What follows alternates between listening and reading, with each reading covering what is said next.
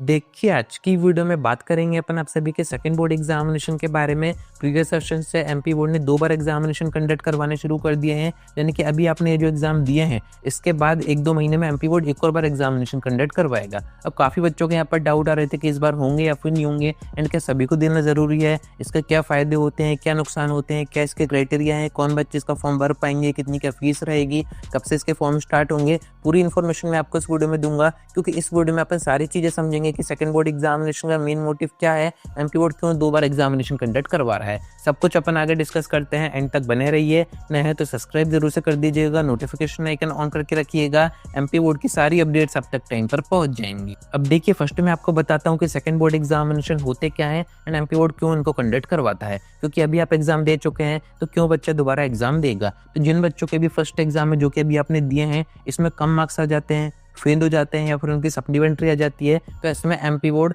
उन बच्चों को सेकंड चांस देता है सेकंड बोर्ड एग्जामिनेशन के थ्रू। यानी कि वो बच्चा दोबारा से एग्जाम में बैठ सकता है, अपने मार्क्स इंप्रूव कर सकता है, फेल हो गया तो वो पास हो सकता है, सप्लीमेंट्री आई है तो भी वो पास हो सकता है। पर इसका फायदा क्या है, सप्लीमेंट्री एग्जाम तो हर बार एमपी बोर्ड कंडक्ट करवाते ही था, इसमें और उन सेकंड बोर्ड एग्जामिनेशन में क्या डिफरेंस है। तो सप्लीमेंट्री एग्जाम से वही बच्चे दे पाते थे जो कि फेल हो गए हैं या फिर जिनके सप्लीमेंट्री आई है। सेकंड बोर्ड एग्जामिनेशन होता क्या है, जो बच्चे पास भी हो गए हैं पर वो सेटिस्फाइड नहीं है अपने मार्क्स से, किसी सब्जेक्ट में उनको ज़्यादा नंबर चाहिए थे, या फिर उनका किसी कॉम्पिटिटिव एग्जाम का क्राइटेरिया है, जेई नीट में अगर किसी भी सब्जेक्ट में एक क्राइटेरिया रखा जाता है कि 70-75 वो मार्क्स होने चाहिए इस सब्जेक्ट में, ऐसे बच्चे भी सेकंड बोर्ड एग्जामिनेशन दे सकते हैं। तो इसका ये एक बड़ा फायदा है कि जो बच्चे पास हो गए हैं वो भी सेकंड बोर्ड एग्जामिनेशन में बैठ सकते हैं। अब बात वो आती है कि फर्स्ट एग्जाम हमने दिए थे, उसमें हमारे मार्क्स जो भी आए, सेकंड बोर्ड एग्जामिनेशन देने के बाद और मार्क्स कम हो गए, तो ऐसे में कौन से मार्क्स ऐड होंगे, किस एग्जाम की हमारी मार्कशीट आएगी। तो वही सब मैं आपको एक एक करके बताता हूँ। फर्स्ट मैं आपको क्राइटेरिया बता देता हूँ कि कौन कौन बच्चे सेकंड बोर्ड एग्जामिनेशन का फॉर्म भर सकते हैं।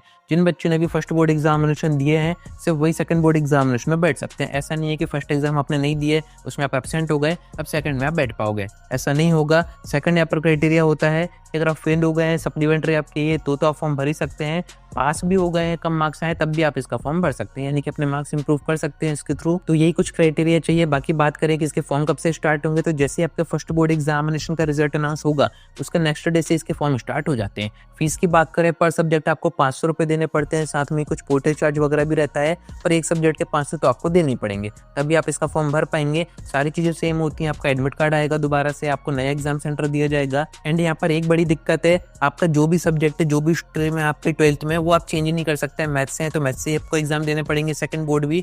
बायो से है, बायो से देने पड़ेंगे। जो भी सब्जेक्ट है सेम रहेगा, चेंज नहीं होगा। इसकी फीस की बात करें तो मैंने आपको बता ही दी है। एंड अगर आप सोच रहे हैं कि इसके फॉर्म कहाँ से भरने होते हैं, क्या प्रोसेस होती है, तो 3 ऑप्शन आपके पास है। खुद से भी आप फॉर्म भर सकते हैं, जब भरने का टाइम आएगा तब मैं आपको बता दूंगा कैसे भरना है। सेकंड, आपके स्कूल से भी आपको फॉर्म भरा जा सकता है।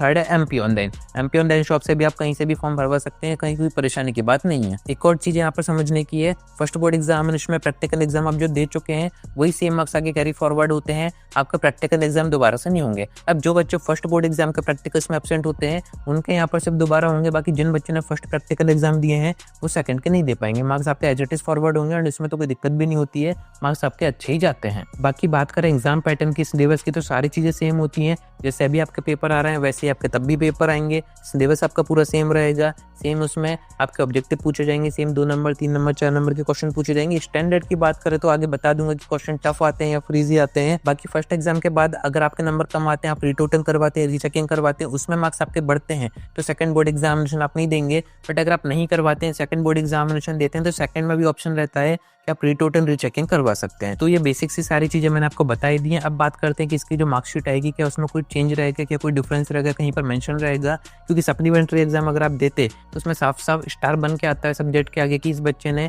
इस सब्जेक्ट के सप्लीमेंट्री एग्जाम दिए हैं, जो कि देखने में कहीं ना कहीं सही नहीं रहता है। पर सेकंड बोर्ड एग्जामिनेशन में ऐसा कुछ नहीं होता है, मार्कशीट आपकी सेम टू सेम आएगी, जैसी फर्स्ट की आती है वैसी सेकंड की आएगी, बस ऊपर मेंशन रहेगा कि सेकंड बोर्ड एग्जामिनेशन की मार्कशीट है, यानी कि MP board second board examination इस टाइप से मेंशन रहेगा, और कहीं पर कोई भी मार्क्स कोई भी साइन नहीं आएगा। एंड इन एग्जाम्स का different MP board time table announce करेगा। जैसे ही आपके फर्स्ट एग्जाम खत्म होंगे, अपडेट्स आनी शुरू हो जाएंगी, तो कनेक्टेड रहिएगा, सारी अपडेट्स मैं आपको टाइम पर देता रहूंगा। आज की वीडियो में इतना ही। तो डाउट आता है कमेंट करके पूछ सकते हैं, या फिर आप डायरेक्ट मुझसे इंस्टाग्राम पर डीएम करके बात भी कर सकते हैं।